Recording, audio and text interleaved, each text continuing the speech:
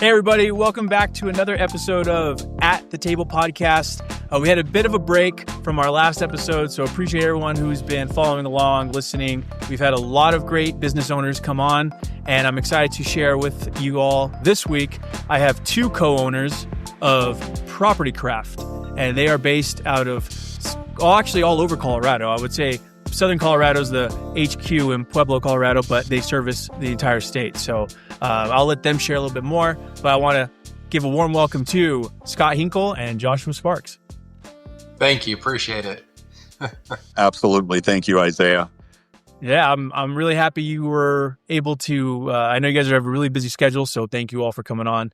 And, you know, a lot of our businesses that we've interviewed they're not necessarily like a location service based.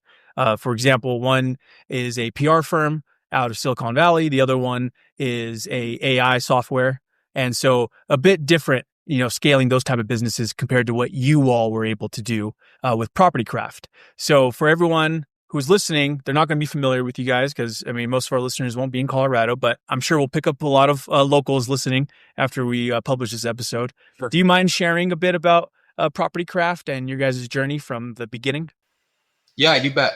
So Property Craft is a damage restoration company. So we do, when people have water damage in their homes, broken pipes, storm damage, those sorts of things, fire, Thanksgiving, the things you don't expect to happen. We do a lot of mold. We do asbestos abatement. We do meth lab cleanup, meth house cleanup in Colorado. And then there's a lot of other unexpected situations that people come across. Sometimes if there's trauma, we do bio cleanups for when people pass inside a home. We've done all kinds of unique chemical spill cleanups, stuff that you hope you have a guy that can handle something like that. And that's right. We're kind of one of those folks that can step in and handle a little bit tougher situation. Yeah. It's the things that you never think about having or expect to have happen to property.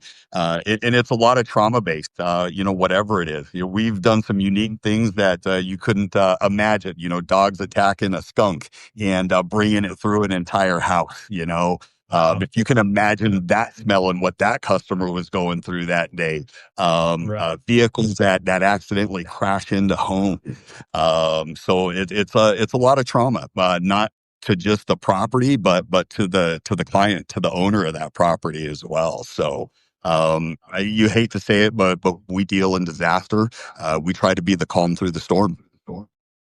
Wow, yeah, and that's so fascinating because you're not just doing that service for the property, but also you have a bit of the mental load too with the client that you're kind of having to deal with and communicate through.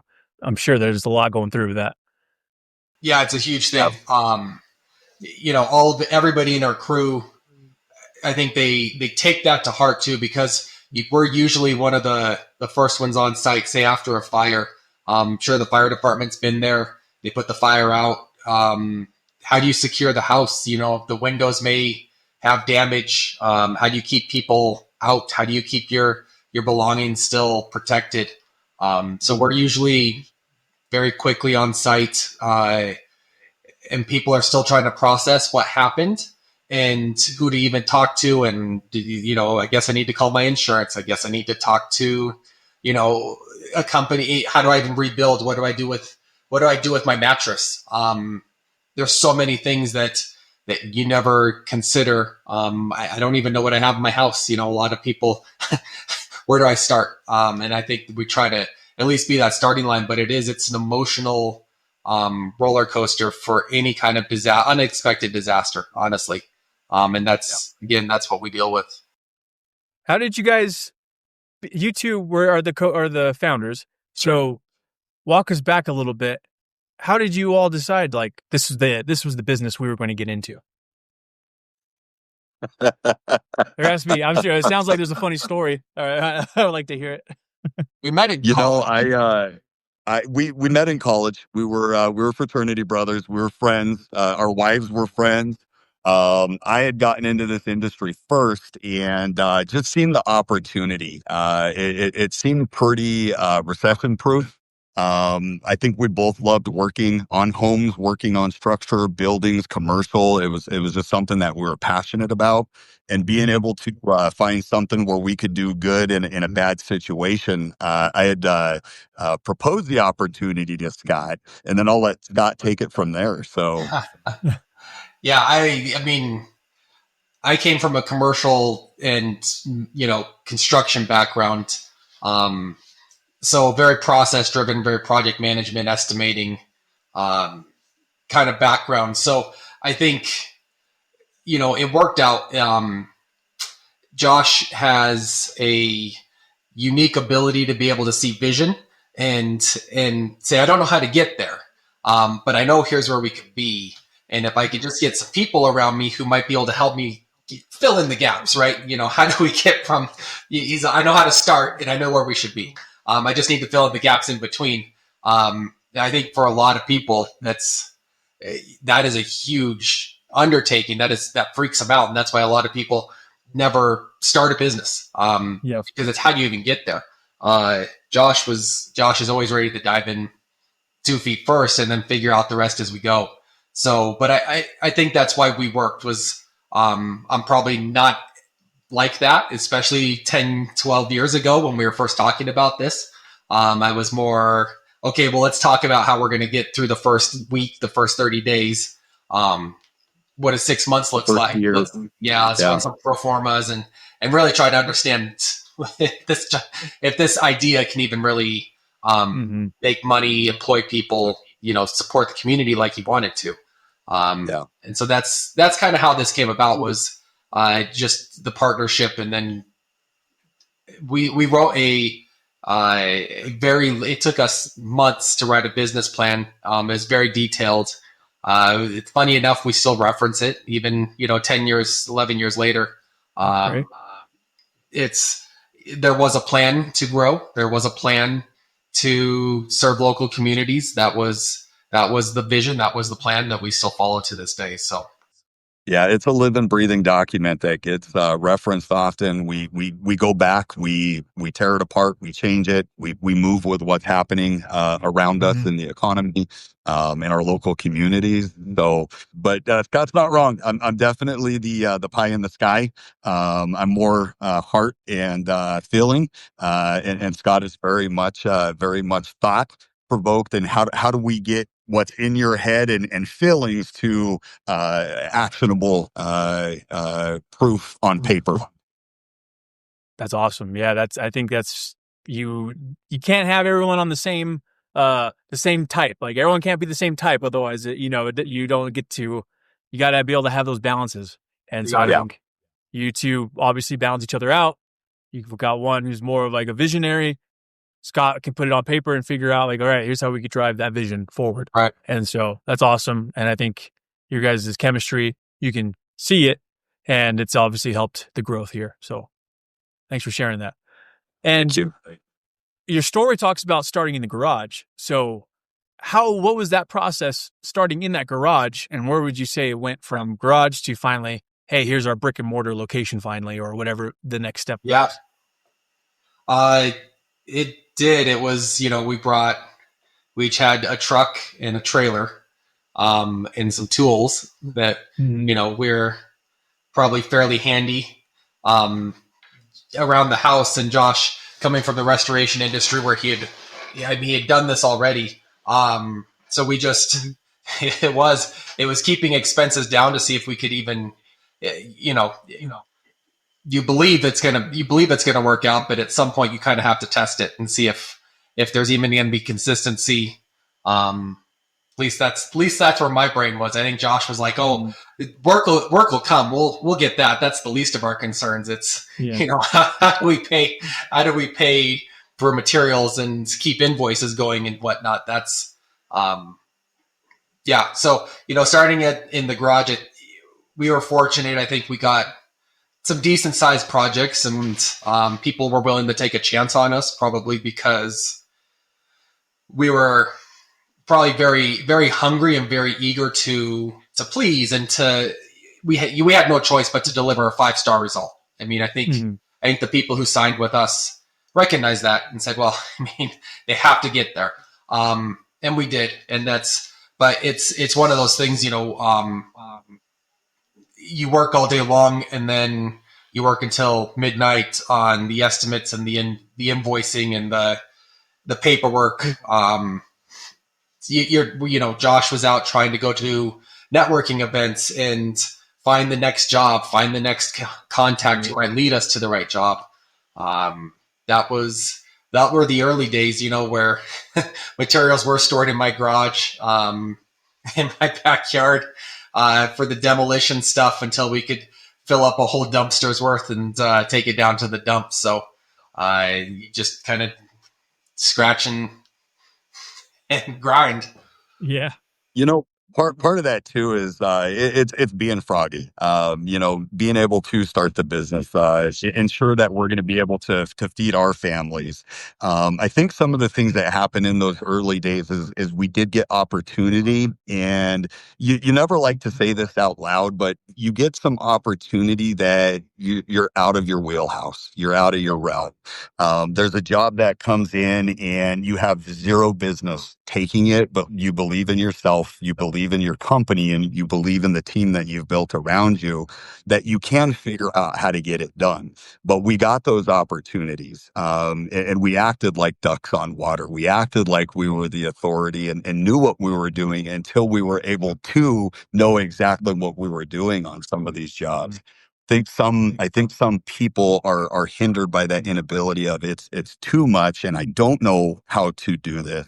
So they'll step away from that job, where we kind of dove into it head first, said we know we'll be able to figure this out on the back end and work it through as we went through. So taking those jobs that might be a little scary to somebody else, we still get those today, where we know that it's probably a little bigger than who we are, but we get through them unscathed, and we still deliver that 5-star service. That's awesome. And when you guys started out, it was just you two, right? Did it take a while to get someone underneath your belt to like start scaling that employee? It wasn't just us two. It was us two working other jobs. So we still had other jobs that we were working as we were going through this, as we were building this company. Oh wow! Scott So you were worked, doing Daytime Scott would jobs. work a 52-hour other job, and then he'd come over at 7 at night, and we would work from 7 to 2 or 3 in the morning, and it was that way for a short period of time. So Right. wow, I impressive. think Yeah, that's I think we got our first kind of full-time employee within about 45 to 60 days. Is that accurate, Scott? Yeah. And then I think we got our second one fairly shortly after that. So It's a tough thing doing service industry where we need other hands. You can only get through. We got a big house early in the early days. This family had left for vacation, or not vacation. They actually went up to Denver to go see their daughter in the hospital, and they came back after about a week. And a water line upstairs had broke, and there had been something like 300,000 gallons of water through their home. Um, it was a disaster, right? And we were very fortunate to be the team that helped put them back together. But for Josh and I just to do that ourselves, that's not feasible. But we had already started developing some relationships with some temp labor, and we gave them, here's what we need. We need people who can pass background checks. We need people who can show up on time. And so we were able to lean on Express Employment Services in Pueblo, and they certainly helped they helped us find some good folks that were able to help us get through some of those first jobs. And ironically, I think the second person they ever sent still works for us today. yeah. So oh cool, yeah, it's really cool. Yeah. nice. And just going into like your guys' early days, I think there's a lot of things about habits that that you implement early on that really help with success. Is there any habits to this day that you guys still utilize that you're really just like, hey, this is what we know in the early days. We committed to this. We made this a habit, like anything like that you can think of? Absolutely. What habits do you have? We've always said from the beginning, we want to be a voice for the property. We can sit here and be on podcasts and have an amazing conversation with Isaiah Hernandez. We can talk to adjusters. We can talk to property owners. But that property doesn't have a voice for saying, hey, this is what's going on with me. This is what's wrong. And this is what needs to be done to correct it and give this property the least likely opportunity of having it happen again. So I think we implement that up and down the ranks from our executive suite all the way down to the boots on the ground. If we can be a voice for the property, we're gonna make the right decisions. And just being able to give that property a voice of its own, and I think that's how we look at that. And I think that's been a huge portion of our commitment and our growth. I like that. Anything for you, Scott? Scott has better answers. So There's no better answers. I think just habits create consistency. If you're talking about day in, day out habits, there's a lot to be said for just sticking with the basics and just trying to track projects. Scheduled meetings, blocking time for personal, a lot of that type of stuff, the things I follow, just to make sure. It's hard to be everywhere all at once, and a business owner role is extremely demanding. If I wanted to, and if Josh wanted to, I could probably work 24 hours. I could work the next 24 hours and not blink. So it's blocking and understanding what you can actually handle, where you impact on a day in, day out basis, and trying to just be as effective as you can when you can. So, but other than that, I'd say, client communication, strong habit type of thing. Yes. So all over the board on habits. Yeah, makes Early sense. day habits. Today's habit. Going into that, you mentioned the client communication and the 5-star results. Again, as you guys grew and you have a lot of technicians underneath you have a lot of staff, and there's a lot of communication channels happening, the day-to-day operations, not just internally but externally, right? So with that, I don't know if it was you two or you guys, there was a key member you guys brought on that was able to help do this. But as far as training staff and making sure that that level of commitment and the quality of the job always got through to each client, how was that process? It's a tricky thing. And I think everybody we've ever brought in realizes that no two jobs are alike. Mm-hmm. We try to fit as much as we can into, I'll say, a box. Like, all water jobs are very similar. All fire jobs are similar, but there's always some unique reason that they're completely different as well. And so it's, as Josh mentioned, I mean, it's being a duck on the water, because there's a lot of stuff we know, but there's a lot of things we still have to figure out on a job in, job out basis. So training has to kind of flow in a very similar fashion. We have to have folks who can really say, here's what I understand, and here's where I can bring you more answers. But I'm going to have to take a breath, find out the answer here, and then go in digging for that. In the early days, we tried to put together PowerPoints. Josh and I would take turns talking about different pieces of the business as we tried to onboard. It's hard to explain what it's like to walk into a fire for the first time. It's a lot easier just to take somebody to a fire and say, look at this fire. Here's what these people are experiencing. So it's always been a hands-on, one aspect, and then some classroom training as well. Through the years, we've found some good training partners who have really sat down and helped develop some online stuff that we can use across the branches that can help teach, how are you physically drying out a water damaged property? How many days should you expect? What happens if this goes south? So we've really started to utilize and to lean on some of the other industry standards that have been developed through the years.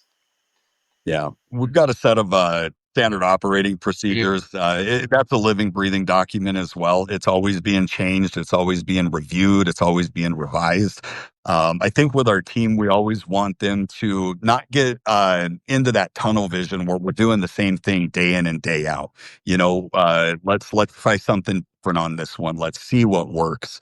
I'm not getting stagnant with what we did in the 1970s or 80s or 90s or even in the early 2000s, but always trying different techniques, different types of equipment, different understandings. So that does help, but also letting the entire team know as well is we're not going to know everything, and it's okay to say, hey, I don't know the answer to your question, Mr. Customer, Mr. Property Owner, Mrs. Property Owner. But we will find that answer out. We have a lot of people around us within the industry, different contractors, subcontractors, industrial hygienists, people that have done a lot of different things in a lot of different ways that we can bounce ideas off of. We can get the correct answers, and just making sure that the team's aware to say, hey, I don't know, but I will find out. Give me 24 hours, give me 48 hours, and giving them that flexibility to reach out. Nice. When you guys expanded out of Pueblo and you guys were going to different locations, can you talk about those growing pains? I'm sure going into new markets. I know you have done your research, and I'm sure there was some market analysis and try to figure out, like, can this work in Greeley? Can this work in, I'm throwing out names here, like Lone Tree, Boulder. Like, can this service work here? Can we get business? Because I'm sure those areas are more populated than Pueblo, like that Denver suburb. So there's to be a lot more competition, I would say. And yeah, but I just want to know, like, what was those growing pains like? Anything you did wrong at first, or, if you don't mind sharing that. It was, I think our first actual, we've always naturally gone into Colorado Springs from Pueblo. Okay. And I think the Springs companies are vice versa. They come to Pueblo. So we've always tried to actively grow into Colorado Springs, and probably mild success. It's so close that we work back and forth. When we actively decided, we sat down, we made a plan with the team and figured out what it's going to cost, what kind of investment we would have to make. We did do some research, and we settled on Loveland, Colorado. Okay. So we set a start date. We packed a trailer, and Josh, I have a picture of Josh waving out of his truck saying goodbye. He moved up to Loveland. Oh, wow. Okay. And our plan was that it was going to be the Pueblo's taking care of us through the years. Southern Colorado really Trinidad, Walsenburg, La Junta, Alamosa, we've taken care of clients all over Southern Colorado. And a lot of that was relationship. And so the idea was, if it works here, and if we can find another city that is, loves their local businesses, loves to support their community, has active chambers, has, that type of stuff, it should be the same thing. And it's like any city. Every city's looking for a good company who can do something and take care of folks. So Josh got on the highway, drove north, and landed in Loveland. And you'd go from there. You were there. Again, me being pie in the sky, the first couple, I don't feel that we tripped and stumbled too much. I think if we did something, it might have been growing too fast. We opened, I think, 4 locations in a year and a half. Scott had mentioned Colorado Springs. I think if we tripped and stumbled on something, that was our challenge. It was Springs, and it's because we always tried to work it out of Pueblo, and I don't think it. We came to a point where we needed to stop trying to support it from Pueblo and just make it its own thing. Springs has always been a little bit of a challenge for us. And until we decided that we're going to have that location, we're going to have a person there, it was just always a challenge. So it was so close to Pueblo that we thought we could run it that way, but that would probably have been the one thing that if we could go back in time, maybe doing that a little bit different right out of the gate. And surprisingly enough, I think Springs was the last location that we opened of the four. Literally went as far north as we could and then started working our way back. Worked your way back. That's funny. Almost too far. You can't fail, right? It's too far. I mean, Springs, you can always come back home and be like, it didn't work this week. You know, locating to Loveland was, well, you're on your own. You're 3 hours away from me. So, yeah, 100%. And you guys have sales reps at every location, or is it like a regional sales for? Yeah, location? you know, we've had a lot of success with running some sales reps. And we have some talent in each of the locations that kind of do both. They do some sales and they understand the projects, so they run the projects as well. Okay, so they'll manage. They won't. They're not physically doing the work, but they're project managing. And some days. Some days. Okay. Hey, some days we're both physically doing the work. I did a Sunday night water loss a couple weeks ago. So. Okay, so you guys are still getting your hands dirty. Like you guys will jump in on projects as needed. Okay. Right. It's great. I think that's one of the things with our team too, is they recognize that we're not going to put them in any situation that myself or Scott hasn't done or still wouldn't do. So I think there's a lot of buy-in with the team because of that. So there is a lot of boots on the ground from our upper management. So that's awesome. I think that really puts reassurance in the team to know that you guys are in the trenches with them. You know, obviously they understand the hierarchy of how this goes just because you guys have sacrificed, put the time and effort in, and now you guys are where you are because of what you've done. But also, hey, we're still here to support. Like we're not walking away. Like we're not walking away. It's not your problem. Like only your problem. Like we'll figure this out. Right. Yeah. That's I want to know. I think when we get into entrepreneurs and small business owners who may be starting this journey or are still figuring this out, is there a lot of? Would you say what would you say is the biggest misconception? Like with a service-based company, as far as like scaling it, like, you know, because I think a lot of people, like you guys said, there's a lot of fears and there's a lot of like, you know, sometimes you get in your own head. What would you say those misconceptions are for scaling? Yeah, I mean, it's easy. What's that? Yeah, it's not easy. Yeah, not easy. I've worked harder than I've ever worked in my life, and it tightens up. You know, there's a lot of stress that goes behind it, but it's kind of going to that froggy portion as well, and the belief in yourself, the belief in your team. You just got to wade through the tough times. You got to wade through the lean times. You got to consistently change and maneuver. And what worked 3 months ago might not be working today, and recognize that and try to be ahead of that curve. It's a constant conversation, not only with ourselves, but with our teams.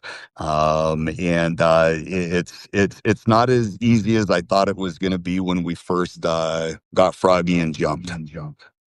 Yeah. It's you know, we had enough work periodically through in Denver that it made sense expanding. I mean, it felt like the right time to do it. But then, you know, a couple jobs here and there that we figured we were getting, and we had. But it's also how do you fill the rest of the days, and quickly realize, you know, how fast you can burn through money in Google, how fast you can burn money in all kinds of different, you know, mousetraps that some have results, some have mild results. You know, we've definitely we try to learn. I mean, it's a little trickier because I think when people are looking for a new furnace, they're out hunting and shopping and looking for a new furnace. For us, it's you don't know you need us until you need us. And then at that point, there's only a few avenues to go through. And so where do you rank on Google, but the person may call their insurance agent anyway. And we may not even get an opportunity at a project because they got assigned a contractor right out of the gate. So, being service based with this, it's more right at the moment, trying to be top of mind Yeah. at every given moment. And you guys are doing a lot of, are you, I don't know, most of your business, I'm sure it's coming from past clients or referral. Sure. Is that most of, would you say that's where you're getting most of your business now? We get a lot of business recommendations from past clients. Occasionally past clients have to use our services more than once. We're the single business where I hope you don't. People are looking for repeat customers. How do you increase bill? There's so many things. You want a return client to come back to your store. I'd rather not, but I would rather that client refer me to everybody that ever has a situation. General contractors, we have a lot of partnerships with general contractors that use us for various. I mean, they'll open up properties that have mold that are way above what they feel comfortable getting involved with. Insurance agents, they'll refer us direct. I think we have a pretty high retention rate for those insurance agents. When they give us a client, we tend to make them look like superstars for referring us, and that helps. That's a big pain point for agents is how am I going to make sure I keep this client now that they filed a claim? Their rates are going to go up. I mean, all the worst things that they worry about. At least they gave a great recommendation, and we helped them through at a reasonable price. And they keep going back to that agent. So we've built a lot of relationships in that way too. Nice. Scott did a good job. We track everything, and I think there's about 29 key referral ways of bringing in business that Scott does track. So that's awesome. That's good. That's important. And I think every business, like Table Media Group as well, there's jobs that we land. Obviously, we're in different services, right? But still, it applies because you guys have gotten some really large jobs. Like you guys do jobs with the city of Pueblo, right? Like do they contract you guys? Yeah, we've done things with the housing authorities and different municipalities. Yep. Yeah, municipalities. I think we're currently working with Trinidad Housing Authority. We're doing some things with the municipality in Longmont. We do a lot of federal government. We do a lot of military installation. So yeah, it's up and down the game a bit. Yeah. We've done some major fires and major industrial explosions. So yeah, and I think, and some of those probably aren't the easiest to get in good with right away. Like those probably take some, right? I would say that's probably competitive, and not competitive in like a good way where it's like, man, everyone's chasing to get their business because they're putting fires out all the time. I think just more so you want to be able to get credible clients, right? And you want to be able to build that book of business for yourself. So like, for example, some jobs that we've gotten that if it's taken us over a year to get, and we're talking about video production jobs for bigger brands, like bigger brands that I've been connected with, that Dina's been connected with, that we've known like the decision maker for like over a year. And it's just constantly taken, not just circling back, but running into each other at the same events, crossover, and just always keeping top of mind. Is there a job that speaks to that where you're kind of like, hey, we've always dreamt of doing like working with this person or this company? It finally took, 6 months, 8 months, a year or whatever. Anything like that? I mean, there's people that I think in our industry, there's something called industrial hygienists. And industrial hygienists are folks that will typically they test. So they'll test properties for asbestos, for mold, for meth contamination, fentanyl. There's a lot of things that test a property's health, more or Phase less. one, phase two's Got it. land. Yeah, exactly. Yeah. Land. Closing for so many things, closing properties, remodeling properties, damaged properties. But the industrial hygienists are typically pretty not standoffish, but they want to make sure that they're dealing with good folks because they're promoting their services and they're essentially setting the bar as to how this property can be mitigated, cleaned up, etc. And so if they're setting the bar, they need to know that other company, we're always excited when we are working with certain ones because they set a high bar, and it's up to us to make that, meet that bar and hopefully exceed it, and then get the property back. So I think, to earn the trust of these industrial hygienists is always a feather in our cap. And it's usually, sometimes it's on the first one. Maybe we do that great a job. And it's happened, but I think to become legitimate, to have some real understanding and say, okay, property, if you're hiring property craft, then that's a good one you're going to see the results you want, Mr. Homeowner. And be able to, we can back up our work a little bit. And yeah, so those are always tough ones to really just build a good relationship. But once you have it, it is now that's somebody I can turn to and problem solve with. If I have another project that I don't know where to go, I'll make a call and say, hey, have you ever seen an asbestos spill that looked like, in these conditions? What would your eyes see on this project, and what am I maybe missing? So, but to have that kind of trust out there, I think those are always tough ones to get. Makes sense. Anything else to add, Josh? No, I tend to agree with that, and the way we make headway with the industrial hygienists is just how we approach the job and that cleanliness. So there's levels of how clean something can be. There's a lot of things that can be left in ambient air that just as a company we don't believe in. So I think we're on the higher end of what that zero would be in that air testing or that swab testing. And I think that's where, Scott's right. We definitely differentiate ourselves from our competitors with that process. Very nice.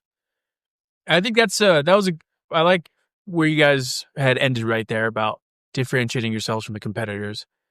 I mean, when you guys looked at that that landscape of who's out there, who else is, offering the services, what was a strategy that you got, and you don't need to share it, like everything, but in general, like how long do you think it took you guys to figure out that angle of like, this is where we separate ourselves. This is our value proposition. Cause that's probably the most important thing for anyone to understand when they're working with or hiring any business is what's the value proposition of choosing Scott and Josh over, Mr.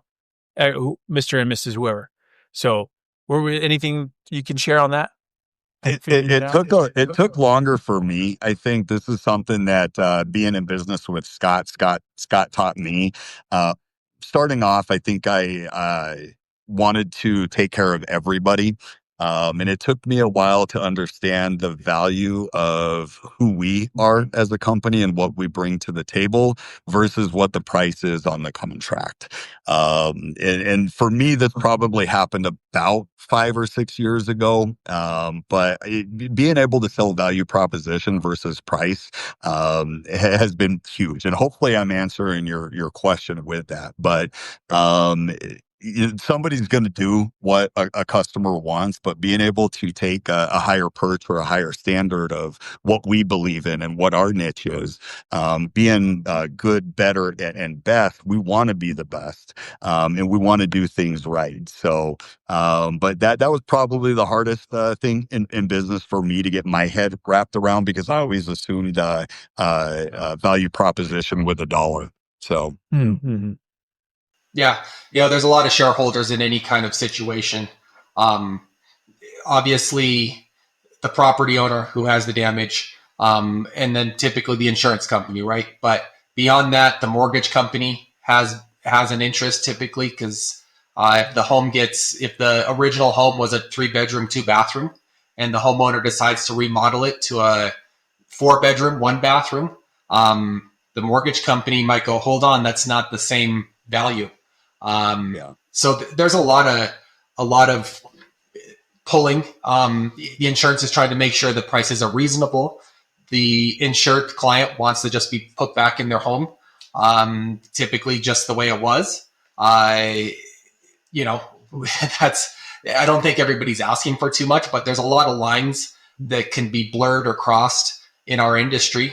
That's why, there's always the concern of insurance fraud and those sorts of things. So where we've always just tried to put ourselves is back to what Josh was saying. It's just the voice of the property. If we stay true to here's the actual problem with the property and here's, in our professional opinion and experience, the correct fix, then how I'm not overcharging for that. I'm not it's a matter of, here's the actual source, here's the fix. Let's go address that and get it corrected. So it helps us at least walk a line and follow a vision of, here's how we can treat every client and insurance company and everybody the same.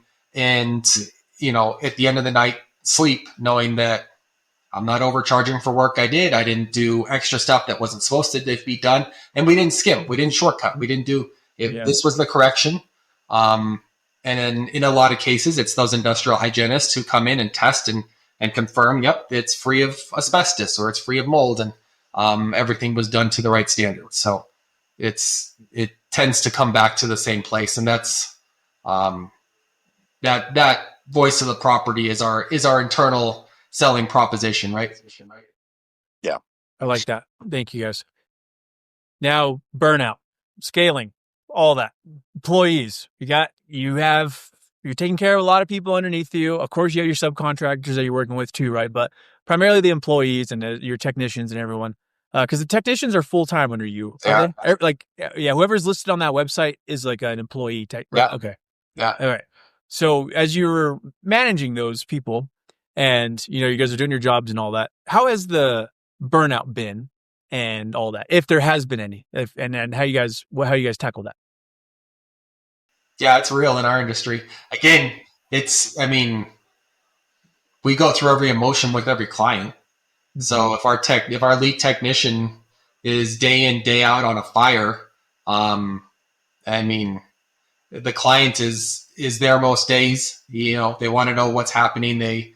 They're helping identify content that there's loss of pets. That's any of that kind of stuff. It's not even just pets. Sometimes it's loss of family members. So, burnout just emotionally is we tried to watch it. I know we've lost folks through the years too, just because it can be a lot and it stacks up.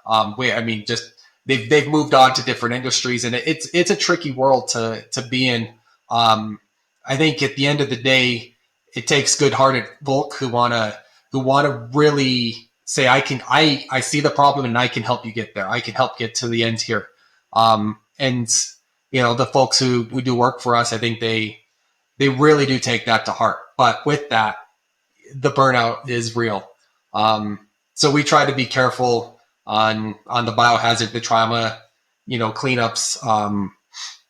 It's a voluntary thing in most cases. It is. And again, that's why Josh and I step in on occasion and go do we've been working hard for a lot of months in a row. And if I can go take a Sunday night water loss and leave my supervisors at home to be with their family for Sunday night, there is some of that, trying to step up and help fill those gaps a little bit. Okay. Yeah. Scott's not wrong. We wear a lot of hats. We can be insurance experts. We can be contractors. We can be psychologists and psychiatrists. We can be doctors. And it is really hard industry to not be an empath, right? Like it just, that energy attracts to you. And I talk to my staff, my crew a lot, when we're getting home at the end of the day and we're showering off the day, being intentful with that, right? Like you're putting that meditation in with it. During lunchtime, take your boots and your socks off, ground yourself back into the grass. This is me being the hippy dippy. But we do take on a lot of people's energy. We take on energies from homes. We take on energies from clients. It's a proven study that people with trauma to the house, it is very similar to losing, somebody within the family, and taking on that same kind of energy. So how do we still have fun with what we do? Be empathetic towards the client's situation or scenario at hand, but then being able to wash that off. So when we go home, we're not taking that back to our wives, and we're not taking that back to our families. We're not bringing that energy back into our house. So it's very difficult, and I think as we bring people into this industry today, we know that you either have a love for this type of work or you don't. We're going to know fairly quick if this is going to be suited for you.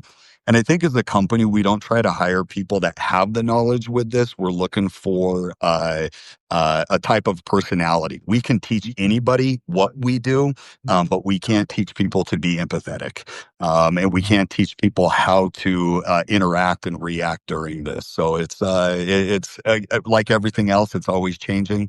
A better understanding as we go further into this, and the certain things that we're looking for the team around us. But yeah, that was a good question, because it's challenging, and I think it stays with us longer than we'd like. We can sit here and say that it's easy, but it's a lot harder to do than you think. Yeah, I can imagine for sure, especially when you explain, when you have already on this call, I've learned so much more than I went going in, where I'm like, okay, yeah, this is a lot heavier than I had thought. And it's not just simple property cleanup or anything like that. No, this is tough stuff. And you guys are still in it. What is it? What were we in, year 12, 11 or 11, 12? I think going on 12 here, yeah.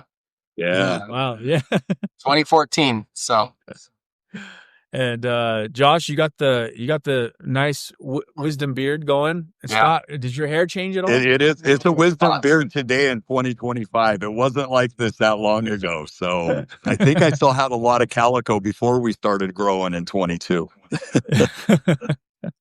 I have to ask is one thing I have to ask is, you guys, obviously, when you guys started this, leadership style changes and develops, like as you add people in and you start leading and growing.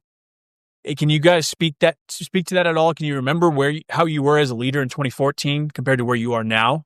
And that, what might have went into that change? Did it stay the same? Have you guys seen, like, I've matured a lot. I've learned to go, like, change my communication style or my tactics?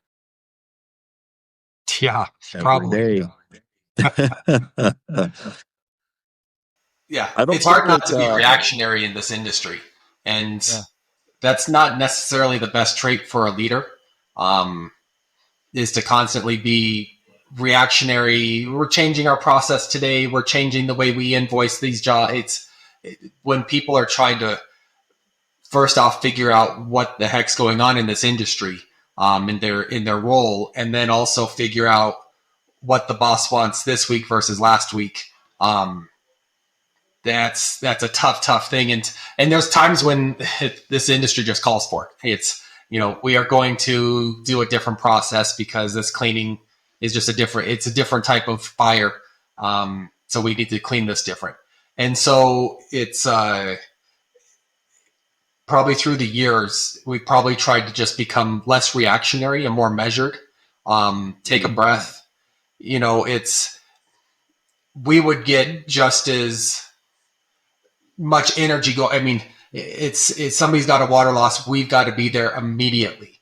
And that's partially true. But it's also, okay, let's take a breath. Let's make sure our vans are loaded the right way. Let's make sure we're prepared. Let's make sure that everybody's being safe. And so just, I think we talk about it a lot, just take a breath. And that's that's something that, our COO, Matt, will probably remind everybody of. It's, let's just take a breath. Let's make sure we have our ducks in a row, and then we can actually go help the client.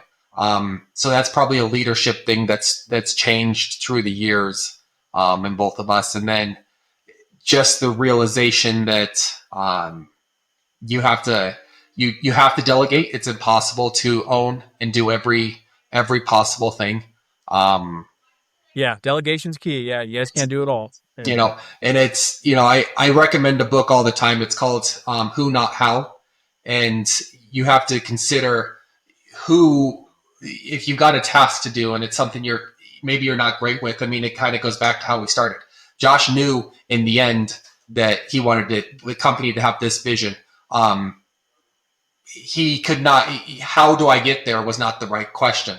Who can I get to help me get there was the right question. And that's where his brain went. So I think it's, is where, how do we find more leads? How do we close more jobs? It's not how do I close more jobs? It's not how, it's who can I get around me to help close more jobs, and who can come to the table and say, here's my ideas. Because I'm not the best at, getting our closing percents to increase, those sorts of things. But these are all, yeah, that's business. So it's a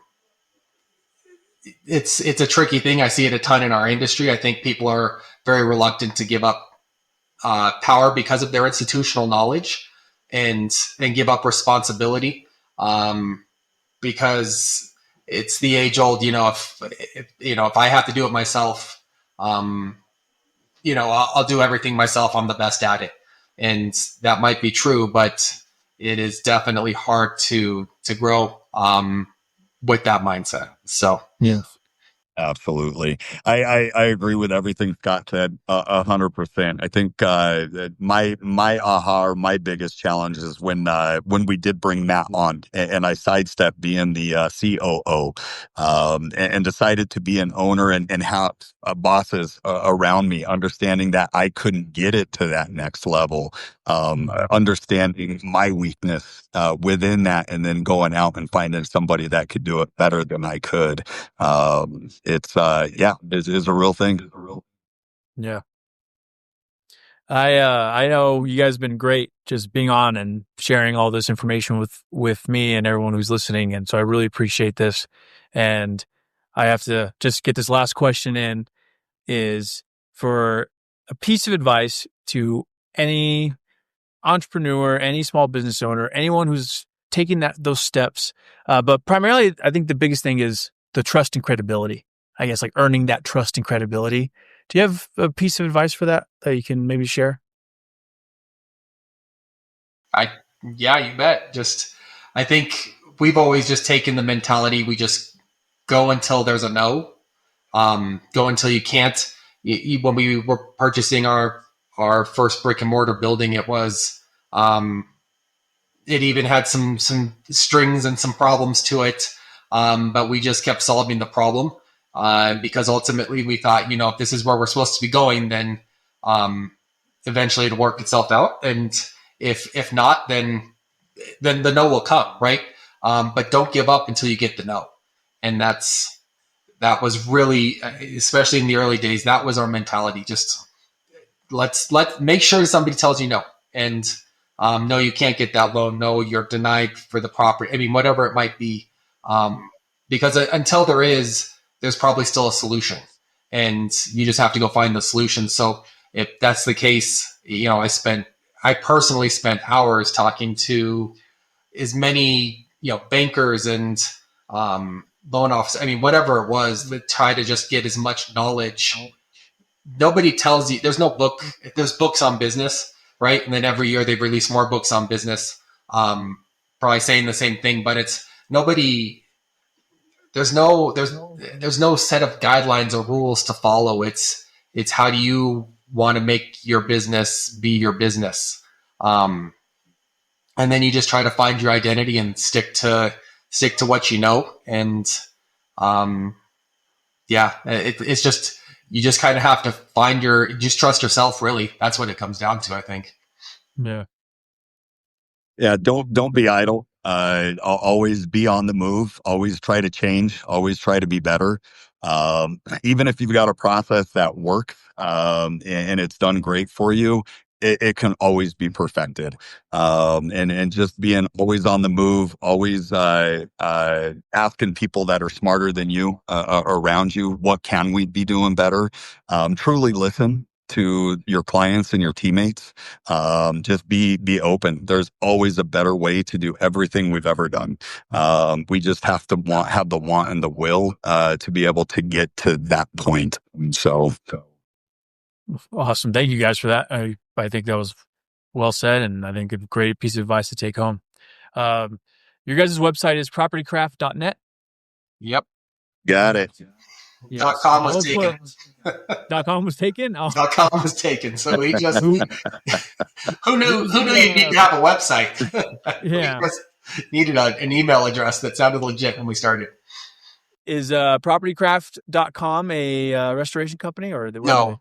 I actually think it's a real estate company, isn't it? Probably real estate. Yeah. Yeah. Okay. Yeah. All right. Don't go to .com. Go to propertycraft.net if you want to learn more. About this business. Thank you guys for jumping on. Really appreciate it. And for everyone listening, thank you all. Make sure to still follow us on Instagram, Facebook, TikTok. We are on, I guess we're on YouTube too, Threads, Table Media Group Inc. and Property Craft. Do you guys have all your social media accounts up? We do, yeah. Okay. Is it just at Property Craft or? Yes, I think so. Okay, all right. For everyone listening, I'll make sure to put in the show notes. We'll get all the handles in there so you guys can follow them on social media. But Josh, Scott, thank you for coming on. Appreciate it. Thank you for having us.